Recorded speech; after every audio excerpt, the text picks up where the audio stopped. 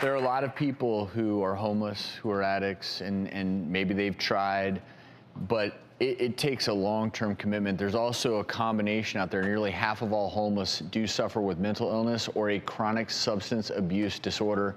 Intervention specialist Ken Seeley joins us now via Skype to talk about this connection. And Ken, you yourself have shared your own story with our viewers. Can you talk a little bit about how these things go hand in hand?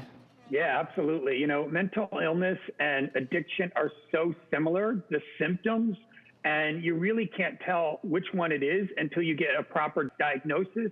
But also you got to get clean and sober and make sure that you're getting the help that you need, as Cody is. And what are some warning signs that you can look out for if you're trying to figure out if your loved one is struggling with addiction?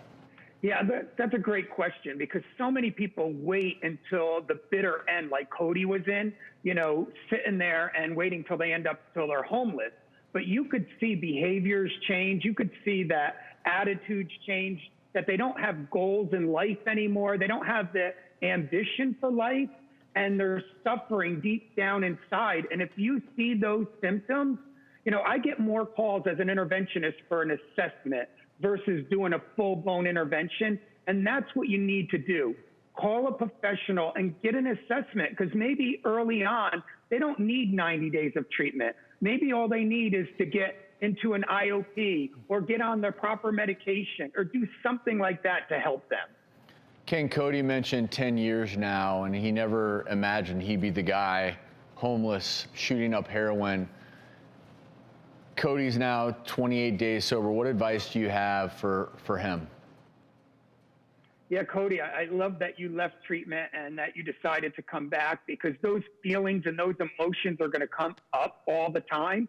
But what I would recommend is to dig down deep into the trauma, because there's some trauma that you haven't dealt with that's causing those emotions and causing that pain that you're going through. So dig into that and really do the hard work, because if you do the hard work, your life could be amazing. I mean, look at what Jason just accomplished. Well, Ken, the way that I did it was through a structured living situation. It was behavior modification. It was 18 addicts pulling each other's covers for a year.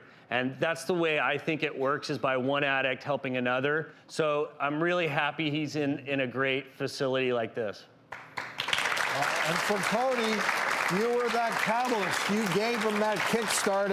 And Ken, I know that first decision, that big step, is always tough, but it's different for everybody, correct? Absolutely. That decision at the beginning is the hardest decision you ever make.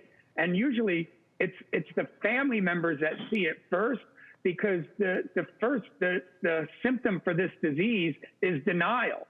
So the family sees the symptoms first. So if you have a loved one, please look and get the help that they need, so it doesn't have to get so bad. And can you highlight, an early assessment is better than an intervention that comes too late. So if you or a loved one, you need help breaking free from addiction, we're going to have resources on our website, thedoctorstv.com. It's never too late to reach out for a helping hand. And as you alluded to, Jason, it takes structure. It takes a massive family coming together. Ken, I want to thank you for all the great work you do. Cody, best of luck to you. We're proud of you. I know everyone here is rooting for you. And Jason, back to you. You are the man. Thanks, Bill. You're the man. Keep it up. Proud of what you're doing.